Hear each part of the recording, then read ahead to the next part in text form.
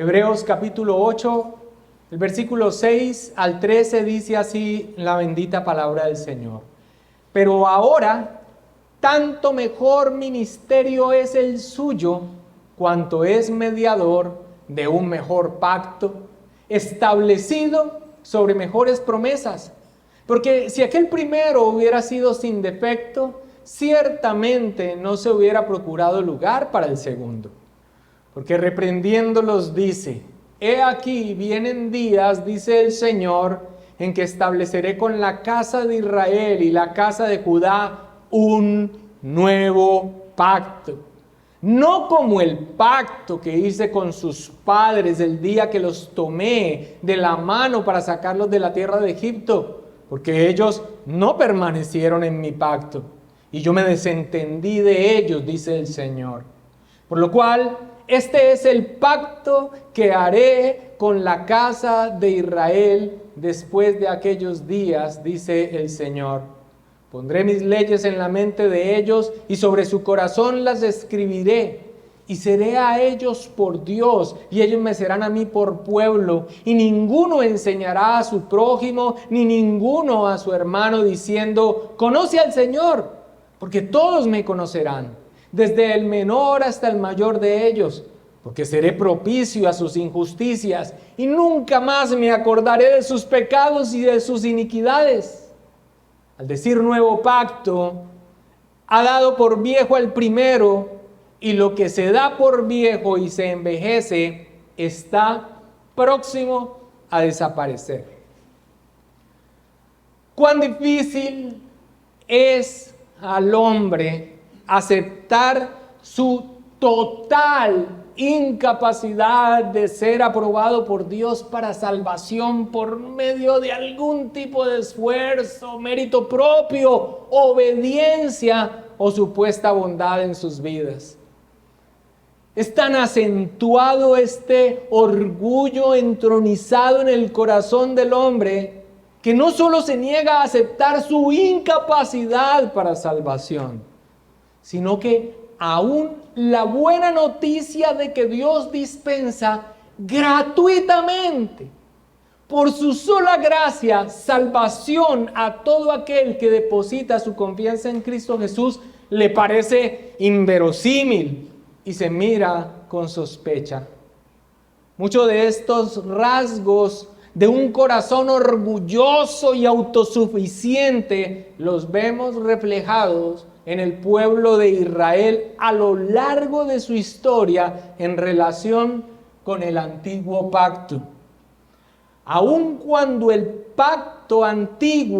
antiguo pacto tenía entre uno de sus propósitos que el hombre entendiera su incapacidad de cumplir las demandas de la ley, vemos muy temprano, recién estableciéndose el pacto en el Sinaí, cuán presuroso fue el pueblo para responder que ellos cumplirían todas las condiciones del pacto, que estaban listos para obedecer sus exigencias, la ley. Sin perder el texto de estudio, veamos esto en Éxodo capítulo 24, el versículo 3.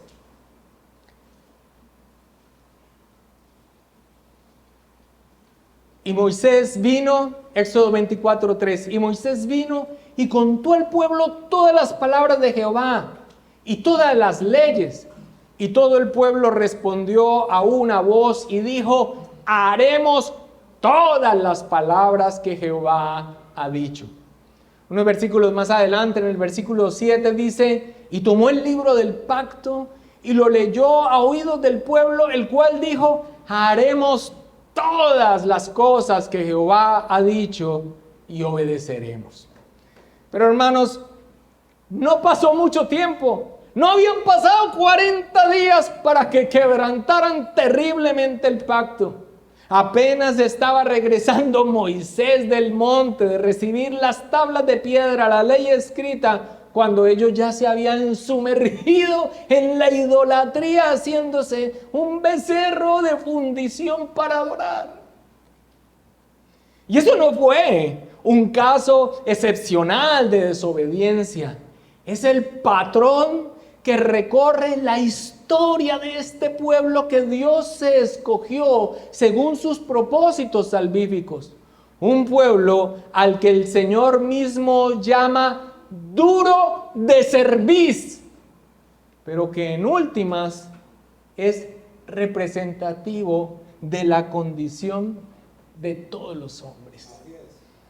De allí que la promesa dada en tiempos del antiguo pacto de un nuevo pacto sembró esperanza en aquellos que verdaderamente temían a Dios de entre el pueblo.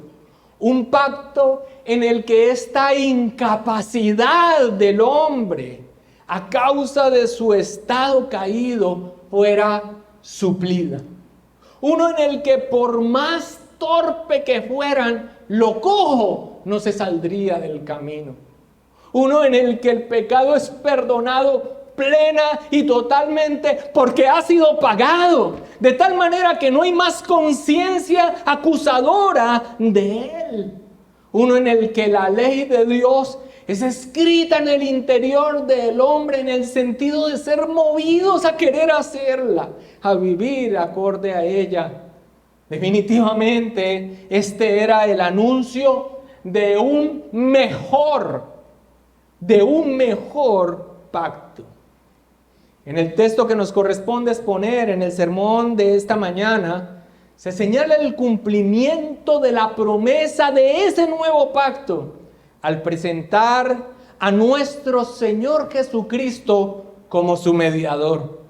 Este es un aspecto más que presenta el autor inspirado de la superioridad de su obra como sumo sacerdote. Él es el mediador de un mejor pacto establecido sobre mejores promesas. Vayamos al texto, versículo 6. Dice, pero ahora tanto mejor ministerio es el suyo, cuanto es mediador de un mejor pacto establecido sobre mejores promesas. ¿Qué es un pacto bíblicamente hablando? Un pacto, voy a hacer un alto aquí, guardemos silencio. Cualquier pregunta, cualquier explicación, dejémosla al final, que es el momento apropiado de hacerlo. Ahorita procuremos prestar atención en la exposición. ¿Qué es un pacto? Bíblicamente hablando. Un pacto es la forma como Dios se relaciona con el hombre. Es un acuerdo legal donde Dios estipula las condiciones de su relación con Él para que por medio de ese pacto, de esa relación con Él, bajo esas estipulaciones, el hombre sea bendecido. Según nuestro texto, entonces, el pacto del que el Señor Jesús es mediador es una relación que Dios establece con los hombres. Es una relación que Dios establece con los hombres que es mejor. Y obviamente cabe preguntarse, ¿es mejor con respecto a qué? El contexto nos permite responder que es mejor que el antiguo pacto. Y cuando hablamos del antiguo pacto, de manera amplia, nos referimos a los pactos que encontramos en el Antiguo Testamento. Lo que el apóstol Pablo llama los pactos de la promesa.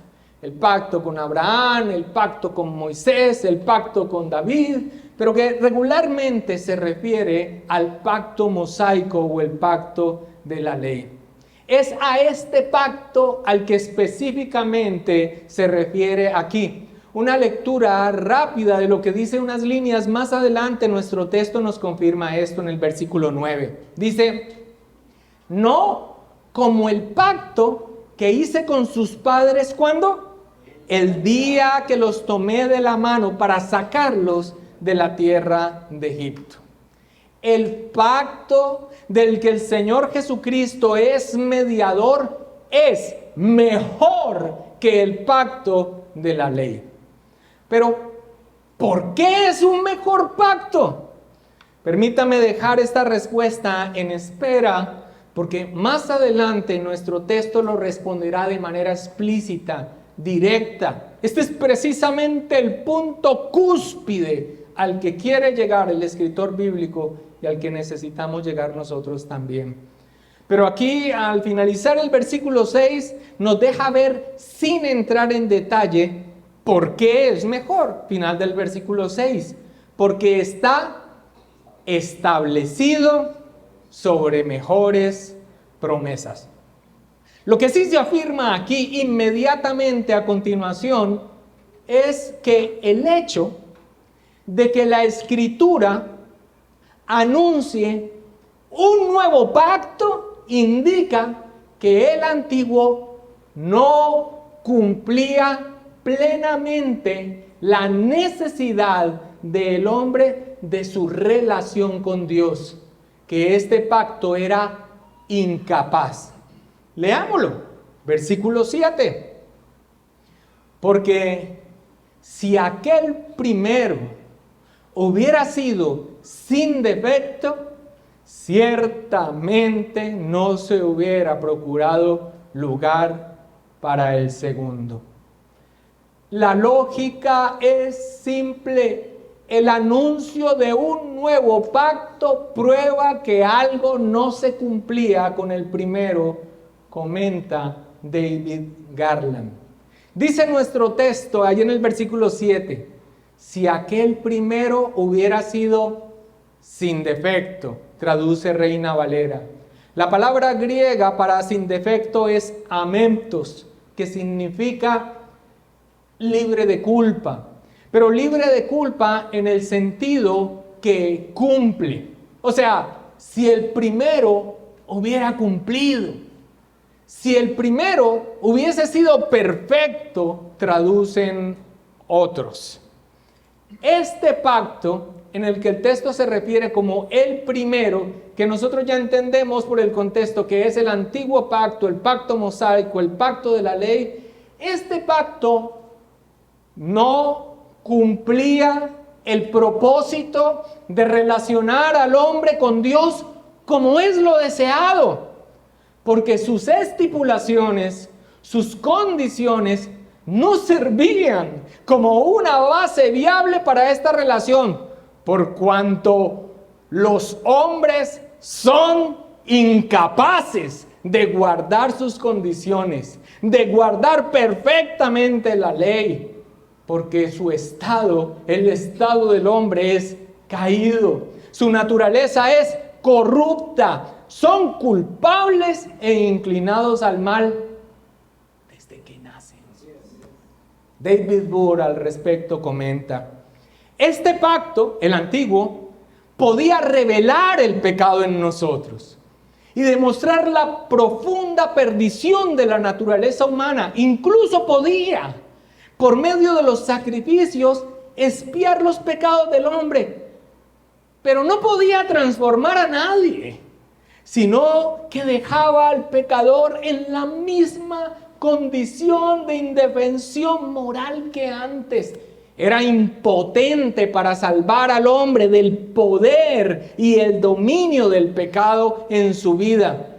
No hacía nada en cuanto a la vieja naturaleza rebelde y egoísta con su fuerte tendencia hacia el pecado. Este pacto es defectuoso o sin defecto o no es perfecto o no cumple, en el sentido que no solucionaba el problema del hombre para relacionarse con Dios. Porque ningún pacto que descansa en parte sobre la obediencia humana será eficaz por nuestra inevitable propensión al pecado, por nuestro estado caído. Leámoslo, Romanos capítulo 8, versículo 3.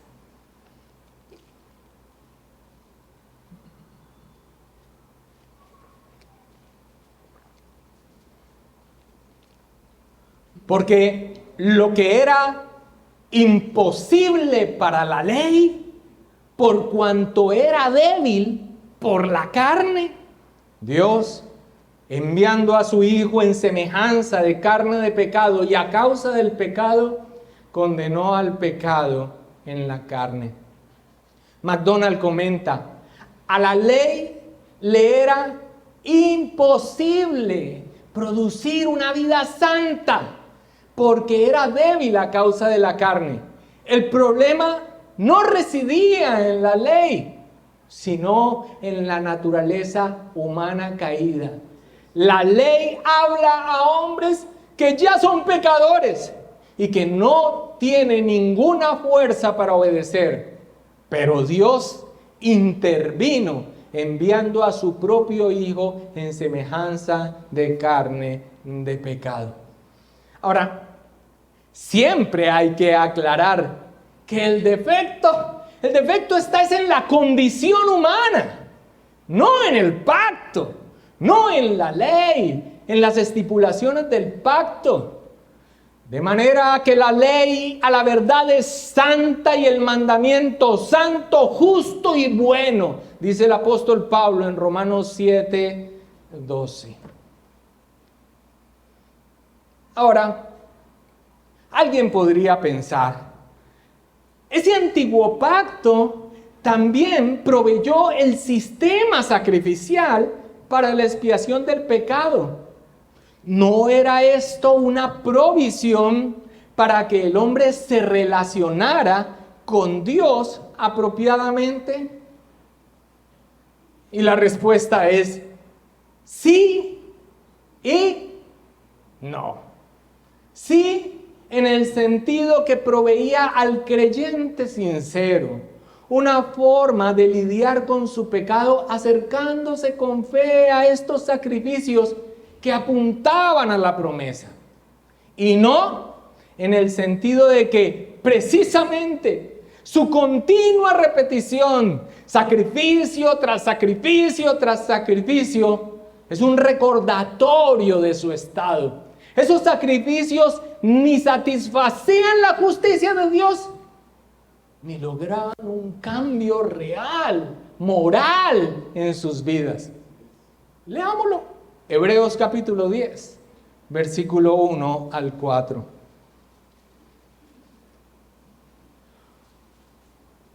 Porque la ley, teniendo la sombra de los bienes venideros, no la imagen misma de las cosas, nunca puede, por los mismos sacrificios que se ofrecen continuamente cada año, hacer perfectos a los que se acercan.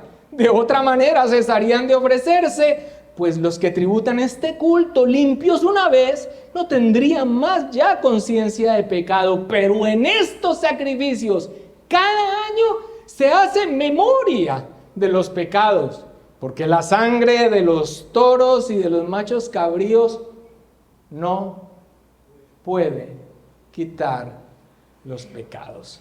Albert Moller al respecto comenta: después de todo, bajo el antiguo pacto seguía habiendo una necesidad incesante de sacrificios constantes. Esta interminable repetición de sacrificios demostraba lo incompleto del pacto y su incapacidad para tratar el pecado de una vez y para siempre. Y seguro alguien está preguntando, entonces, ¿para qué lo instituyó Dios? Ah, mis amados hermanos, porque en los pactos de la promesa, todos estos pactos anunciaban la realidad, y en este pacto específicamente cumplía un propósito vital, que es a través de su estipulación, que era cumplir la ley, mostrarle a ellos y mostrarnos a nosotros que una relación con Dios como se desea no es en base a una obediencia de la ley y no porque la ley sea mala, sino por el estado en el que se encuentra el hombre. Y al ver entonces esta condición de la necesidad de algo fuera de nosotros porque no podemos, nos guía entonces al cumplimiento de la promesa, nos guía a un Salvador, a nuestro Señor Jesucristo. Sí, todos estos pactos eran subordinados y nos llevaban en promesa, apuntando hacia la promesa, a su cumplimiento perfecto, que es Cristo Jesús.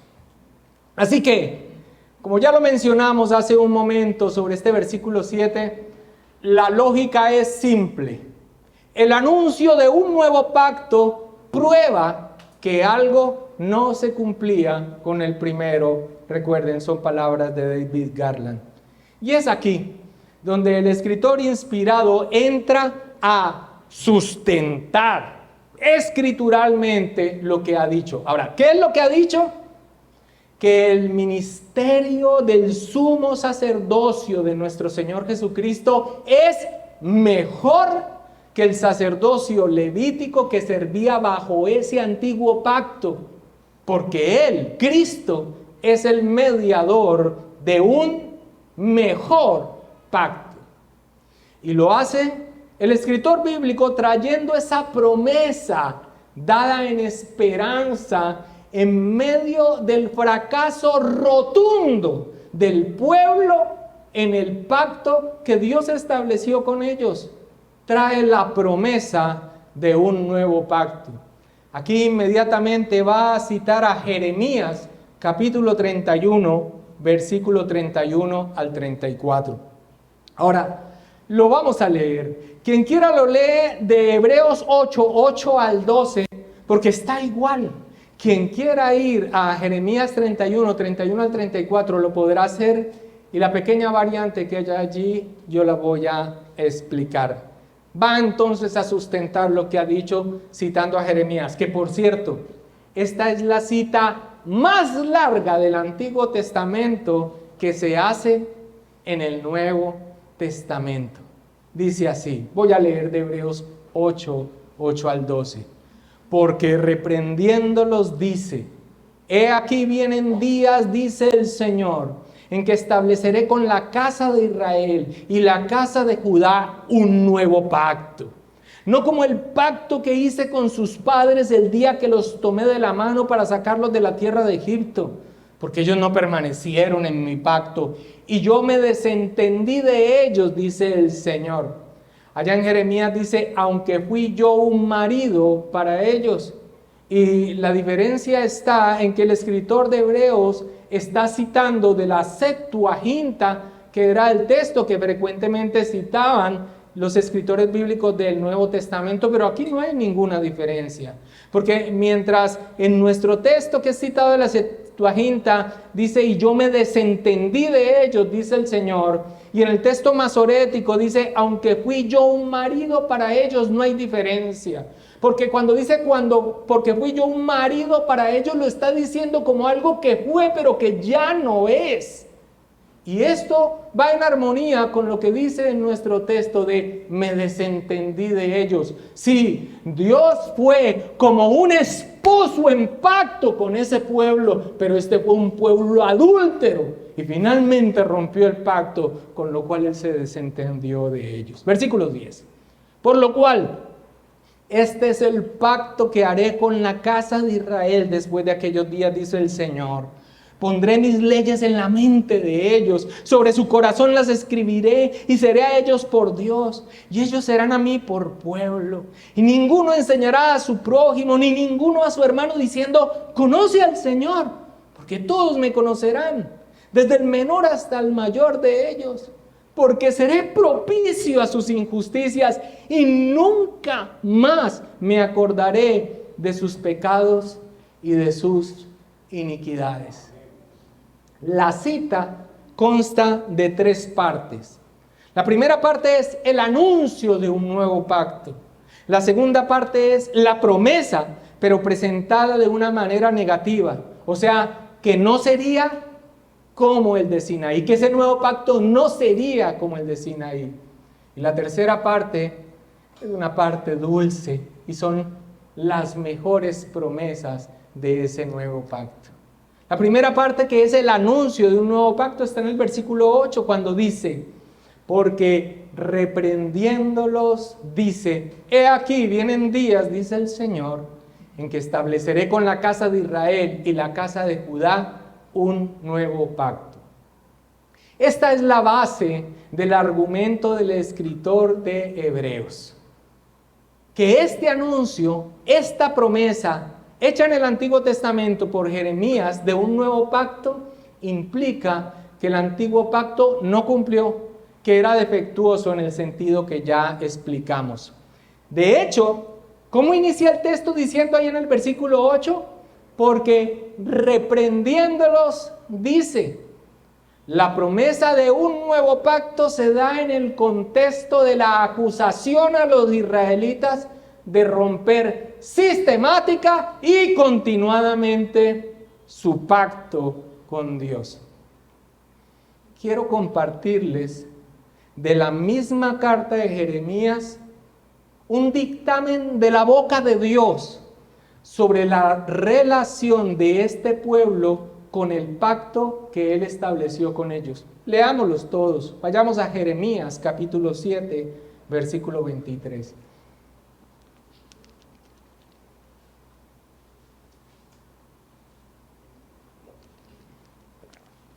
Jeremías 7, 23 hasta el 28, dice así, hablando el Señor: mas esto les mandé diciendo, escuchad mi voz, y seré a vosotros por Dios, y vosotros me seréis por pueblo, y andad en todo camino que os mande para que os vaya bien. Y no oyeron, ni inclinaron su oído. Antes caminaron en sus propios consejos, en la dureza de su corazón malvado, y fueron hacia atrás y no hacia adelante, desde el día que vuestros padres salieron de la tierra de Egipto hasta hoy. Y os envié todos los profetas mis siervos, enviándolos desde temprano y sin cesar. Pero no me oyeron, ni inclinaron su oído, sino que endurecieron su cerviz e hicieron peor que sus padres. Tú pues les dirás todas estas palabras, pero no te oirán. Los llamarás y no te responderán. Les dirás, por tanto, esta es la nación que no escuchó la voz de Jehová su Dios, ni admitió corrección. Pereció la verdad, y de la boca de ellos fue cortada. Otro aspecto importante aquí también a tener en cuenta a la luz del Nuevo Testamento es que cuando leemos que establecerá ese nuevo pacto con la casa de Israel y la casa de Judá, por favor, debe ser entendida a la luz del Nuevo Testamento como una referencia ¿a cuál Israel? Al Israel espiritual, a la iglesia. El apóstol Pablo, escribiéndole a una iglesia que son gentiles, que no son judíos, les dice: y si vosotros sois de Cristo, ciertamente linaje de Abraham sois, y herederos según la promesa. Y también dice en Romanos 9, 6 al 8, porque no todos los que descienden de Israel son israelitas, ni por ser descendientes de Abraham son todos hijos, sino en Isaac te será llamada descendencia. Esto es, no los que son hijos según la carne, por descendencia, por etnia, por nacionalidad, son los hijos de Dios, sino que los que son hijos según la promesa son contados como descendientes. Así que se cumpliría este pacto, está hablando de que se cumple a la luz del Nuevo Testamento con el verdadero Israel de Dios. El nuevo pacto se establecería con el Israel espiritual, la iglesia, por medio del verdadero Israel de Dios, que es Cristo. La segunda parte de la cita nos presenta la promesa. pero la presenta de manera negativa. ¿En qué sentido? Que dice que ese pacto no sería como el del Sinaí, versículo 9. No como el pacto que hice con sus padres el día que los tomé de la mano para sacarlos de la tierra de Egipto, porque ellos no permanecieron en mi pacto y yo me desentendí de ellos, dice el Señor. El nuevo pacto no sería como el antiguo pacto. No es el mismo pacto bajo dos administraciones distintas, como afirman nuestros hermanos presbiterianos. Claramente dice, no como el pacto que hice con sus padres. Ahora, es importante entender, como explica Thomas Scheiner, que el pacto hecho con Israel en el monte Sinaí tenía elementos de gracia. Sería un error identificarlo como un pacto legalista, pero aún así era defectuoso e inferior al nuevo pacto. Israel tenía que guardar las estipulaciones del pacto para ser bendecido. Dice, pero cuando se abre el Nuevo Testamento, Israel está bajo el dominio de Roma, no experimenta la libertad y la alegría prometidas por el Señor y su estado sombrío se debe a su pecado. El antiguo pacto fue quebrantado sistemáticamente desde el principio. E insisto, entonces, ¿por qué lo instituyó Dios? Para mostrar la condición del hombre a través de la ley, la incapacidad de relacionarse con Dios sobre la base de obediencia. ¿Por qué? Porque la raza humana está caída, su naturaleza es corrupta y son culpables. ¿Y por qué más lo estableció?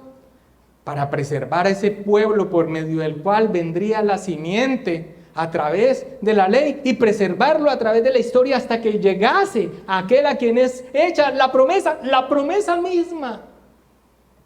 Por eso se conocen todos estos como pactos que son revelatorios, son sombra. Por eso, cada vez que menciono que es defectuoso, que no es perfecto, aunque lo estableció Dios, no hay algo que lo detenga a uno como si estuviese diciendo algo malo, porque es que tenía un propósito. Esa era la sombra, no la sustancia. La realidad es Cristo. John Owen comenta, aunque la ley reprende al pecado, convence del pecado y condena el pecado, poniendo límites a las transgresiones y a los transgresores, Dios nunca quiso que fuera un medio para dar vida y justicia. El fin de la promesa era dar justicia, justificación y salvación, todo por medio de Cristo, a quien con respecto a quién fue hecha la promesa. Con ese fin, la promesa y la ley, teniendo diversos fines, no son contrarios entre sí. Hermanos, el nuevo pacto es mejor. Y es mejor, entre otras múltiples razones por las que aquí se mencionan a continuación. Y este es el punto. Porque está establecido sobre mejores promesas. Versículo 10. Y hermano, deténgase allí. Estas mejores promesas son las que se han cumplido con nosotros. Estas mejores promesas, esta mejor relación con Dios establecida por nuestro sumo sacerdote, el mediador de ese nuevo pacto. Esos somos nosotros. Por lo cual, este es el pacto, versículo 10, que haré con la casa de Israel. Ustedes ya saben a qué se refiere, ¿cierto? Sí.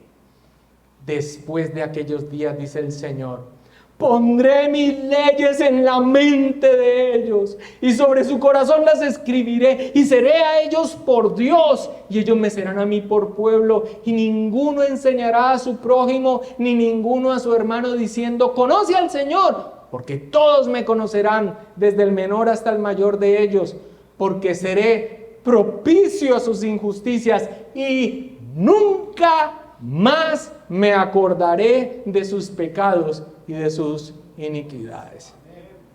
La naturaleza de las promesas de este nuevo pacto, en contraste con el antiguo, se revelan aquí a partir del versículo 10 y definitivamente son mejores. Dios escribirá la ley en los corazones de su pueblo. Todos los miembros del pacto conocerán al Señor y los pecados son perdonados plena y definitivamente. Versículo 10. Pondré mis leyes en la mente de ellos y sobre su corazón las escribiré y seré a ellos por Dios y ellos me serán a mí por pueblo. Bajo el antiguo pacto, Israel conocía la ley como un estatuto escrito externo a ellos. Pero el conocimiento de los mandatos no les daba ninguna inclinación a guardar lo que Dios ordenaba. En el nuevo pacto, Dios cumple la promesa de circuncidar el corazón, de hacer algo que les impulsa entonces a querer hacer la voluntad de Dios. Deuteronomio 36. ¿Recuerdan la señal también del antiguo pacto, la circuncisión? Bueno, la circuncisión, tomar el prepucio del miembro del hombre, cortarlo y tirarlo lejos, en una expresión o en una manifestación tan solo en sombra de lo que se cumpliría bajo el nuevo pacto. ¿Qué? Quitar lo inmundo del ser del hombre.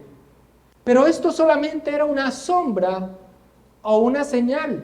Su cumplimiento bajo el nuevo pacto no era circuncidar el prepucio del hombre. Eso era tan solo una señal que apuntaba a la realidad. El cumplimiento es que Dios circuncidaría nuestro corazón. O sea, haría un cambio radical en nuestro ser interior.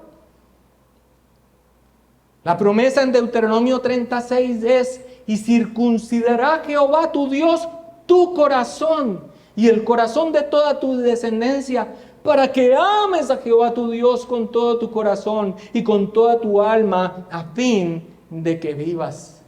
Y permítanme leerle paralelo a esto, también en boca de Jeremías, y ya les voy a decir la cita. Y me serán por pueblo, y yo seré a ellos por Dios, y les daré un corazón y un camino para que me teman perpetuamente, para que tengan bien ellos y sus hijos después de ellos, y haré con ellos pacto eterno, que no me volveré atrás de hacerles bien, y pondré mi temor en el corazón de ellos, para que no se aparten de mí, dice Jeremías 32, 38 al 40. Hay una transformación moral en aquellos que pertenecen al nuevo pacto, y todo ello gracias a otra de las bendiciones prometidas de ese nuevo pacto cuando fuera establecido. ¿Cuál?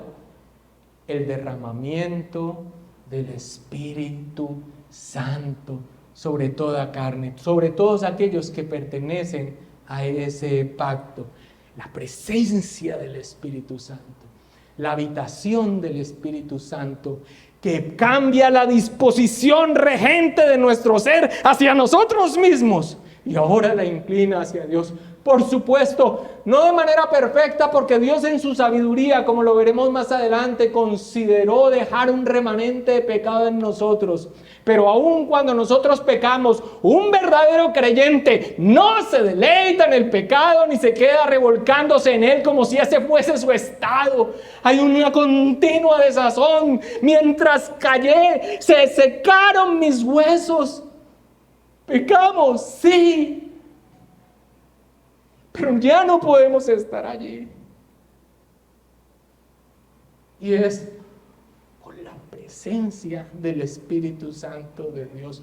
Los mandamientos de Dios para nosotros no son una carga onerosa, sino que reflejan los deseos ya del corazón, ya que Dios ha impreso su ley en nosotros. El defecto fundamental del pueblo de Dios ha sido remediado, porque ahora se deleita en hacer la voluntad de Dios. El segundo aspecto de las mejores promesas es que en ese pacto, todos los miembros del pacto conocerán al Señor. Versículo 11. Y ninguno enseñará a su prójimo, ni ninguno a su hermano diciendo, conoce al Señor, porque todos me conocerán, desde el menor hasta el mayor de ellos. Ojo con esto. El pueblo de Dios en el antiguo pacto era una comunidad mixta. El Israel del antiguo pacto estaba compuesto por creyentes y no creyentes en esa comunidad del pacto. Por eso la señal del pacto, la circuncisión, era aplicada inclusive hasta los hijos de los esclavos y de los que venían y de los extranjeros. Por lo tanto, los miembros de esa comunidad del pacto, al ser una comunidad mixta, creyentes y no creyentes, debían ser exhortados a conocer al Señor, ya que muchos de ellos no tenían una relación con Él, no eran regenerados.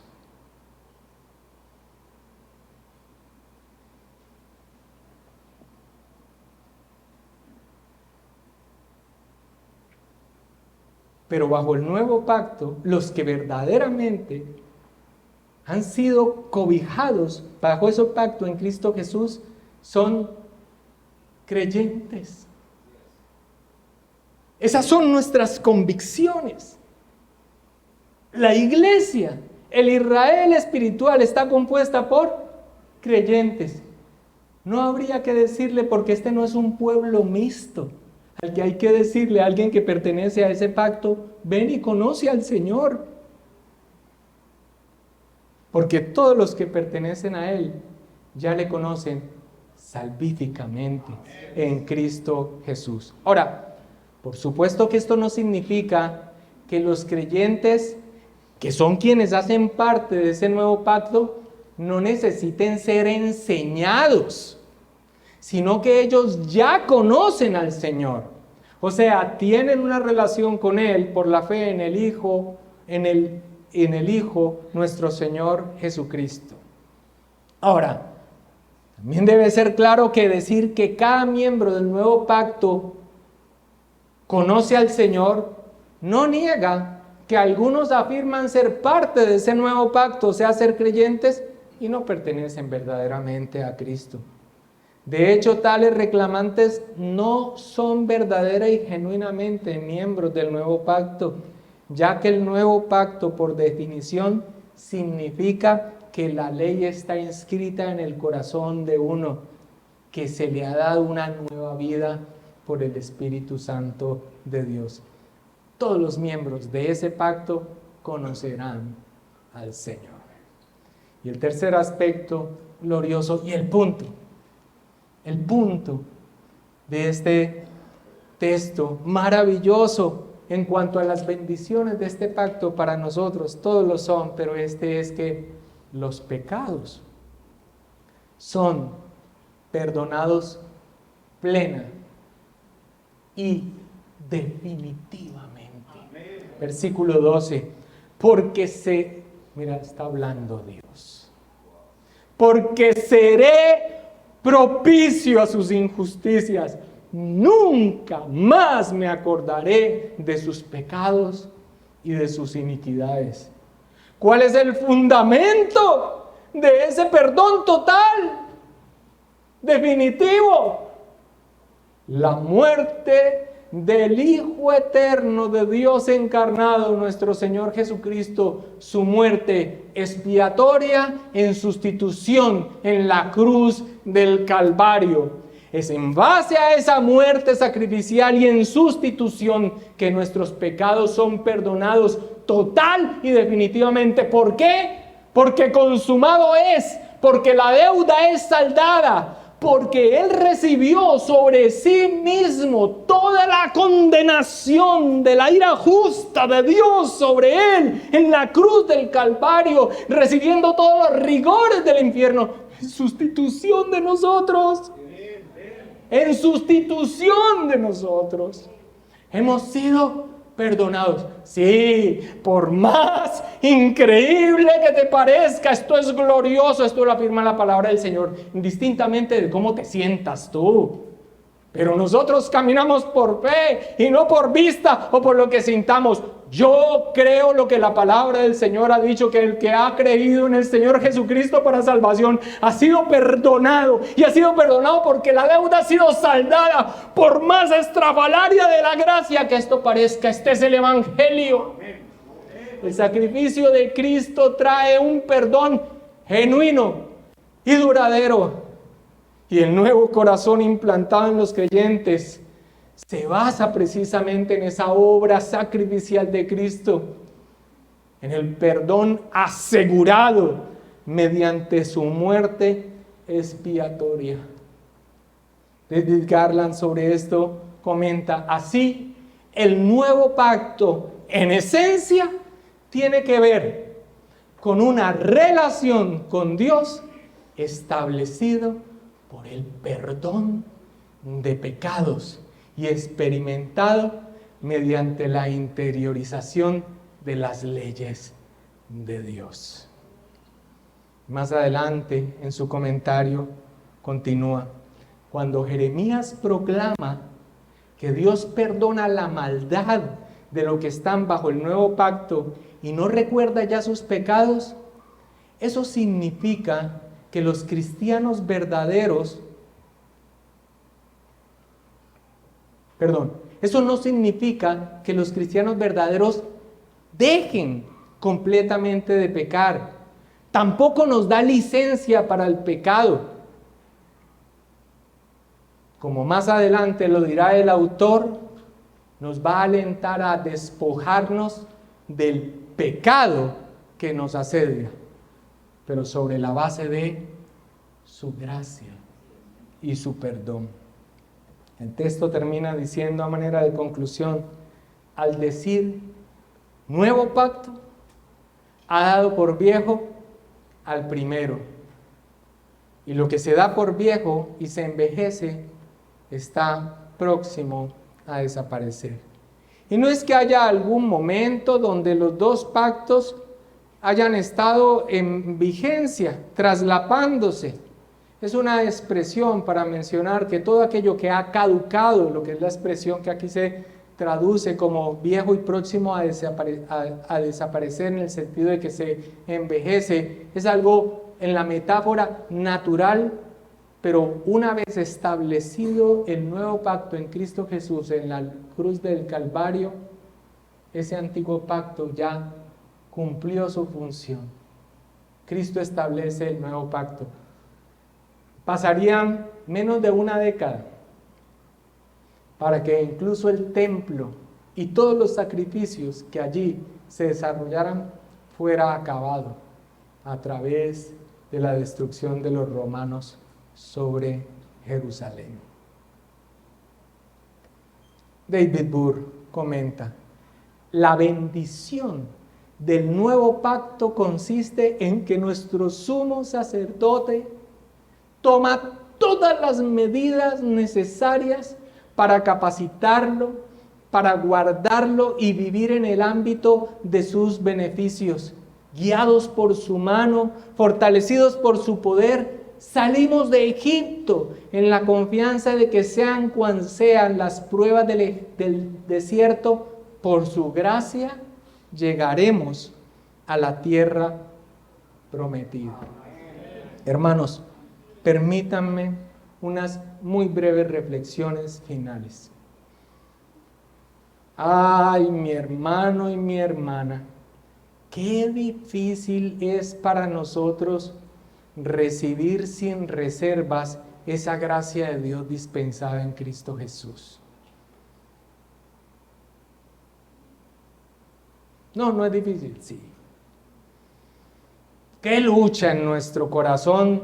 ¿Qué lucha en nuestro corazón para aceptar que a Dios le ha placido salvarnos y que Él ha hecho toda la obra necesaria para ello, para que la gloria sea solo a su santo nombre?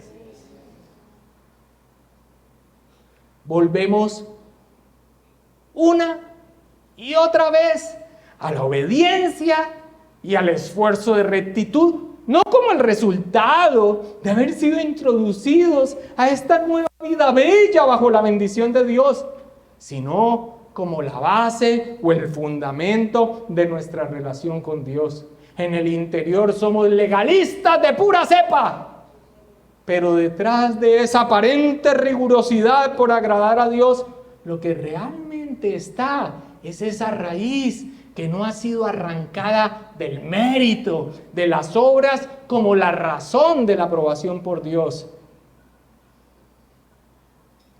A este remanente de pecado en nosotros le seduce descansar en sus méritos. Y aunque no lo admita, robarle la gloria de Dios de la salvación.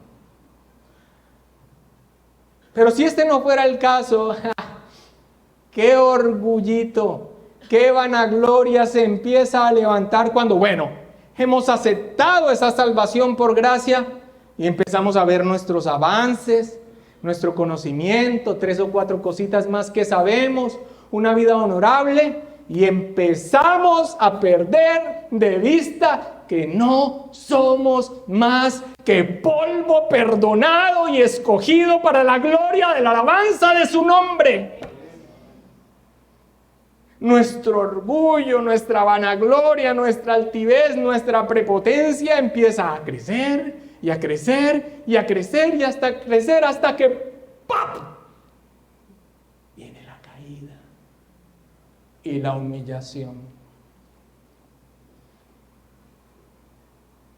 Pero esto no se sale de la gracia del nuevo pacto de Dios, porque el Dios sapientísimo, justísimo y clementísimo a menudo deja por algún tiempo a sus propios hijos en diversas tentaciones y en las corrupciones de sus propios corazones, a fin de disciplinarlos por sus pecados anteriores o para revelarles la fuerza oculta de la corrupción y del engaño de sus corazones, para que sean humillados y para llevarlos a una dependencia de Él más íntima y constante para su apoyo en Él, y para hacerlos más vigilantes contra todas las ocasiones futuras de pecado y para otros fines santos y justos.